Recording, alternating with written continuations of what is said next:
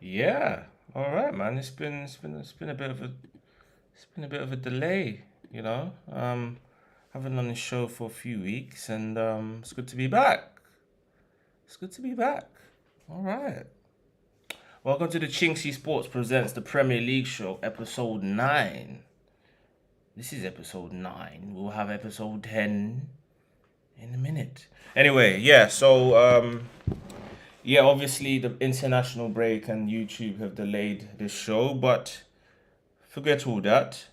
No, but the first game of episode 9 was Luton Town against Spurs, which ended 1-0 to Tottenham.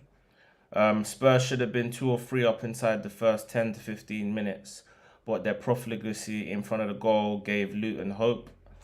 And they grew into the game as it went on. Ibn Basuma was shown a red card after 2 yellow cards, the second from a ridiculous attempt of a dive. Luton striker Elijah Adebayo will be kicking himself after an atrocious miss from about 2 yards out. 10-man Spurs did well in the end to get themselves ahead and hold on for all 3 points in this early kickoff. So, Luton showed a good fight to hang in there because, I watched that game in the first 20 minutes, man. Luton looked off the pace. They were getting outplayed. I think Spurs had about 300 passes to Luton's 80 or 90. It was madness. But they hung in there, and in the end, you could argue they could have nicked a point in that one. But yeah. The next one was at Turf Moor, Burnley against Chelsea, which ended 4-1 to the wayside. A Raheem Sterling masterclass. Simple as that. The Chelsea winger was back to his best, and despite Vincent Kompany's Clarets going ahead, they went 1-0 up and lost 4-1. Madness. Sterling was a throwback to his younger self, driving into the box with pace and agility before getting himself on the score sheet, coupled with a few assists. A man of the match performance, no doubt. Gareth Southgate. Take note, Sterling should be back in the squad if he continues in this manner. He's moving mad. The next game was Fulham against Sheffield United at Craven Cottage. For me, that was a banker of that week. Another loss for newly promoted Sheffield United as Fulham put a disappointing derby defeat behind them with a routine victory against the Premier League's basement boys. Sheffield United looked destined for a swift return to the Championship and looked like they faced a battle to get more than 11 points, which is the lowest ever Premier League points tally set by Derby County. I think that was in 2000 and... Was it 2007? Something like that. But yeah, can they even win a game this season? That's the question. Anyway, the next game was at Crystal Palace Selhurst Park, where Spurs play in about half an hour. Ended 0-0. Another unconvincing home performance from Crystal Palace, who have toiled in front of goal and haven't been a great watch all season.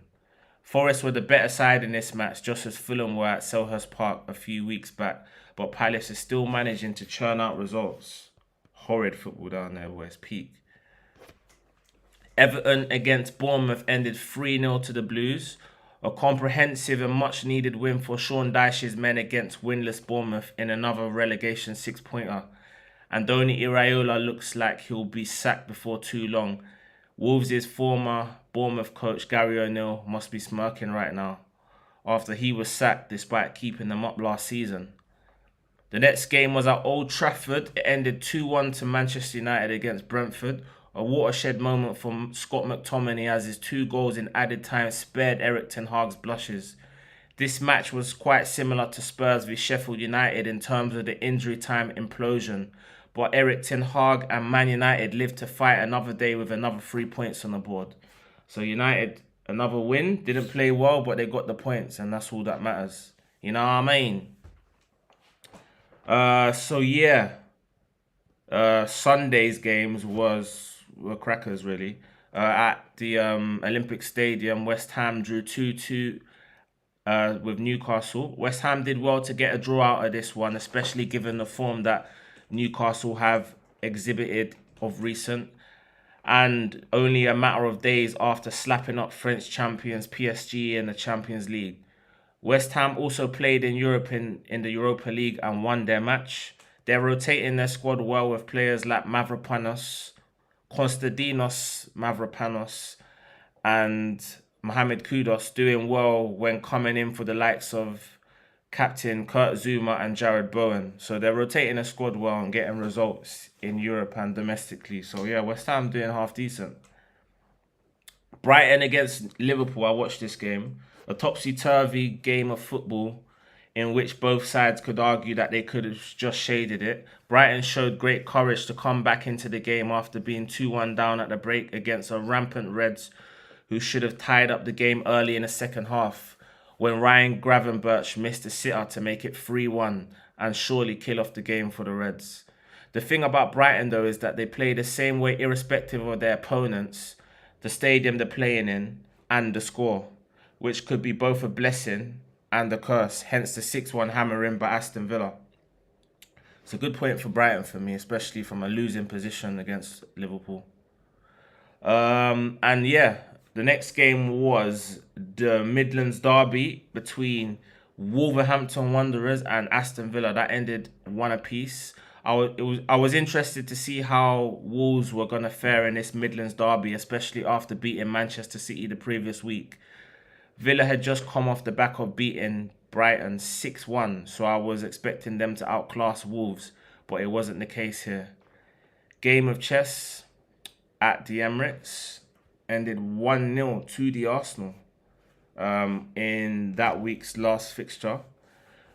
Well, game week 8's last fixture. So yeah, it was a game of chess. It was almost like round 13, a continuation from the Community Shield draw where Arsenal won on penalties, introducing Gabriel Martinelli at half-time. Injected Arsenal with exuberance and energy, something they lacked in the first half. All right.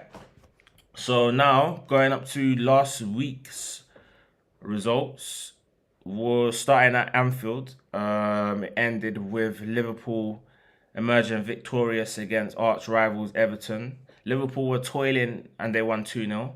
Liverpool were toiling and struggling even before Ashley Young was sent off for 2 bookable offences. However, they eventually, if not inevitably, found their way past a resolute Everton after Michael Keane handled the ball in the box for Mo Salah to open the scoring from the spot before adding another late on into the match to kill it off. I can't even speak, bruv. Slow down. Let me take a sip of water and all that. You know what I mean? Peak. There, I'm gonna maintain my composure. The Egyptian looks like a man possessed this season, and you can tell from his muted celebrations that he's playing with a chip on his shoulder, a point to prove that he's the best player perhaps in the league.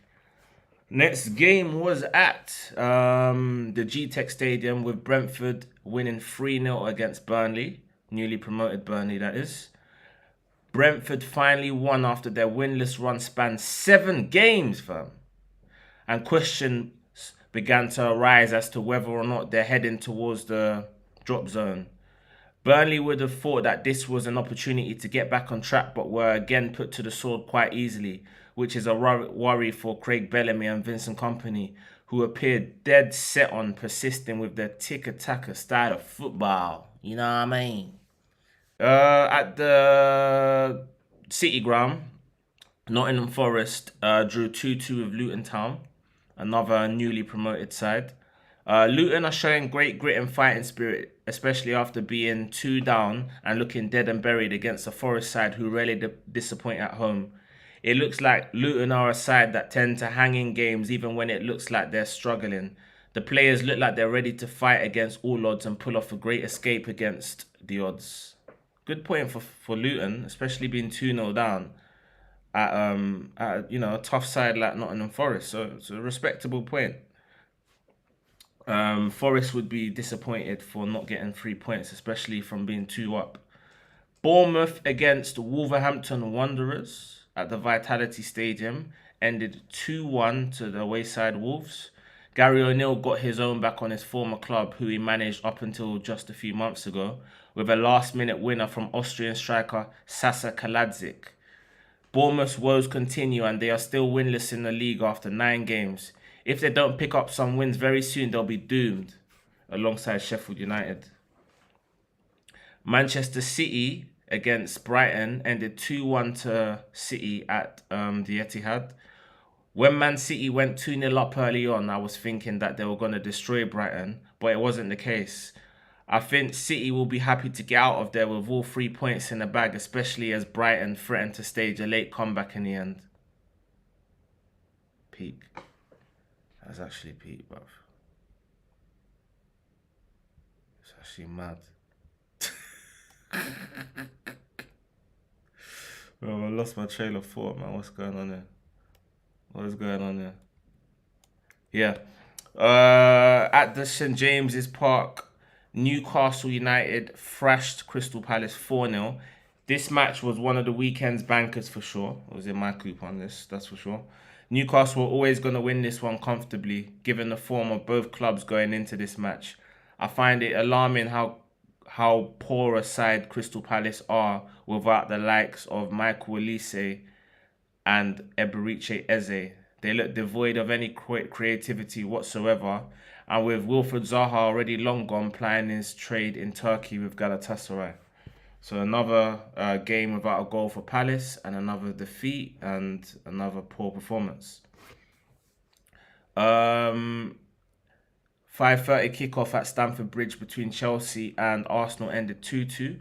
Arsenal maintained their unbeaten domestic start to the season, despite being 2 down with 13 minutes of normal time remaining. Wow. Chelsea led through a Cole Palmer penalty after the referee adjudged William Saliba to have handled the ball in the Chelsea box, and a Mykhailo Mudryk cross-come shot, which found its way into the back of the net. Some would say it was a fluke. I'm part of the sum, not of the parts. And under the lights, I think it was an 8 o'clock kickoff at Bramwell Lane between Sheffield United and Manchester United, ended 2-1 to Man United. I watched the game and saw United struggle in the first half against a Blade side who were riding the crest of a wave from their fans and were obviously intent in taking the game to a Man United side severely lacking in confidence and looking vulnerable. Harry Maguire was immense against his boyhood club in this match as he continued his redemption quest, and yeah, he was good, man. Harry Maguire was solid. He was good, you know. Yeah, there's nothing really much more to say. United with a typical hard-fought win, and they move on to the next game. The Sunday fixture, the only Sunday fixture, was at Villa Park between the Claret and Blue derby, or the Claret derby, whatever. Yeah, Aston Villa beat West Ham 4-1. Similar to their 6-1 demolition against Brighton, I didn't expect Villa to destroy West Ham in this way, but from now on, I'll be expecting this sort of thing from them going forward. Their front two of Moussa Diaby and Ollie Watkins are a potent threat and will cause any defender problems. Their midfield is solid with the likes of Douglas Luiz, Kamara and John McGinn in there, so there's little wonder that the likes of Leon Bailey and Yuri Tielemans can't get in the team. I'm even hearing that Tielemans looking to leave the club in January. West Ham are usually competitive and don't get battered that often, so this is a really impressive result for me. And in this match, Ange Postecoglou has got these guys playing proper Spurs football. Proper Spurs, you know what I mean, bruv? Another sip of water. Proper Spurs. Nah, for real though, Spurs were brazy in this match. They absolutely played Fulham off the park. And I'm gonna probably watch the Crystal Palace game in 15 minutes, and I expect them to win that as well. The football that they're playing is breathtaking. I can't lie. It's up there. You could arguably say the football that they're playing is the best in the league at this current time. However, I don't think they'll win the league. I'm backing the Arsenal to win the league, but this football is going to get them really far. The way Destiny Odugwe is inverting from fullback and linking up with James Maddison and Heung-min Son was a joy to behold. He's not playing today. He's out with a knock. So I think they brought in Ben Davis. So it'll be interesting to see how he takes to that role that Odigwe's been playing this season. All right, so boy, that was the results from the previous 2 weeks. Now into the predictions for the upcoming game week 10. Yeah. Anyway, so first one, which kicks off in 14 minutes, is at Selhurst Park between Crystal Palace and Tottenham. Competitions, it's peak. And neither of them were at Selhurst Park. Ouch. That's a worrying statistic as they look devoid of any invention, industry and quality as a whole, with Elise and Eze missing for most of that dismal run and missing today too. So I've gone 3-1 to Spurs away. Next game is at Stamford Bridge. I think Chelsea are going to churn out a narrow 2-1 victory tomorrow afternoon, as I saw enough positive signs of improvement from the Blues against Arsenal last week. However, I wouldn't be that surprised if it ended all square. So 2-1 to Chelsea against Brentford. At the Emirates Stadium, Arsenal take on the basement boys, Sheffield United. I've gone 4-0 to Arsenal. This should be a comfortable victory for the Gunners, hot off the back of 2 tough away trips to Stamford Bridge and Sevilla at the Ramon Sanchez Pizjuan Stadium, where they won 2-1. I think Arsenal will have too much quality against the Blade side, whose solitary point came against struggling Everton. So I think they've lost 8 and drew 1, which is peak. It's madness. There's another defeat. 4-0 Arsenal. The next game is at the Vitality Stadium between Bournemouth and Burnley. Both sides are struggling beyond belief with just one win between them, which was Burnley's win at Luton Town earlier on in the season. It's a relegation 6-pointer that neither side daren't lose, and I feel that Bournemouth will hang on for a point in the game. Yeah, so I've gone 1-1. I think that's the only draw I've gone for this week. Yeah, so I think that's the only game I think is going to be a draw. All right, the next game is at Molineux, or the Molineux, or Molineux, or the Molineux, between Wolverhampton Wanderers and Newcastle United. I've gone for a shock win for Wolves. Wolves have impressed me in the last few weeks, and I feel like this should be an interesting game because Gary O'Neill's Wolves have had an upturn in form of recent after their victory against Man City a few weeks back galvanised the club as a whole. Thomas Frank may tell you that going on Sky Sports isn't a good omen, but I'm going for a shock win against Newcastle, who have been very impressive this season and are within touching distance of the league summit and are doing well, were doing well in the Champions League before they lost at home to AC Milan. So they face an uphill battle to qualify from their group now. But they played in midweek while Wolves have had... When did they play last? They've had a good week to prepare for this game. So I think that and the form of both sides, I'm going to go for a Wolves win. I could be wrong. Newcastle could destroy them, but I'm going to go for a 2-1 Wolves win. The next game is at the London Stadium between West Ham and Everton. I've gone 2-0 to West Ham. West Ham have lost their last 2 games though. They lost yesterday against Olympiacos in the Europa League. I thought they would lose that. I know they rotate the team and stuff, but I just felt like you can't be doing that against Olympiacos, and especially West Ham have won a lot of games consecutively in Europe over the last 18 months or so. So that had to come to an end. But yeah, both coming off the back of disappointing defeats. You could argue that West Ham have lost to everyone that they should have lost to and picked up shock wins against Chelsea and Brighton along the way. You just feel that they're not quite as good as the likes of Arsenal, Man City, Liverpool, Spurs, Newcastle, Man United, Aston Villa, Brighton and Chelsea, but they're better than the rest. So they should be in and around comfortable mid-table, 9th, 10th, 11th. I think probably 9th, 8th at very best, probably 9th, and 11th at very worst. But yeah, West Ham will be mid-table, but I don't think they'll get into Europe next season. Next game is at, what is their stadium called again? Amex Stadium. Brighton Stadium is called the Amex Stadium. Brighton are coming off the back of a poor run of recent results. However, you could say they've turned it around after beating Ajax. But then again, Ajax, everyone's beating Ajax this season. They're in the relegation zone in the Dutch league. So, not really buying that. What I expect Brighton to win this. I've gone 2-0. So yeah, I went West Ham 2-0 against Everton. I'm going Brighton 2-0 against Fulham. Um, Fulham, yeah, Fulham, they're just a bang average team. They're not great, but they're not appalling. They'll probably be lower mid table. But yeah, Brighton should be expecting to get back into Europe next season. Some European football of some sort. Probably Europa Conference League. Maybe they'll probably be about seventh. I think if Brighton can get back into Europe and have a few good cup runs, they'll bite your hand for that. So yeah, Brighton 2-0. The next game, a team that have caught my eye this season, Aston Villa. They've really impressed me. They won 4-1 at AZ Alkmaar yesterday, who are doing really well in the Dutch league. Although it's the Dutch league, that's an impressive win. And Aston Villa have just been slapping teams left, right, and centre. They battered Brighton 6-1.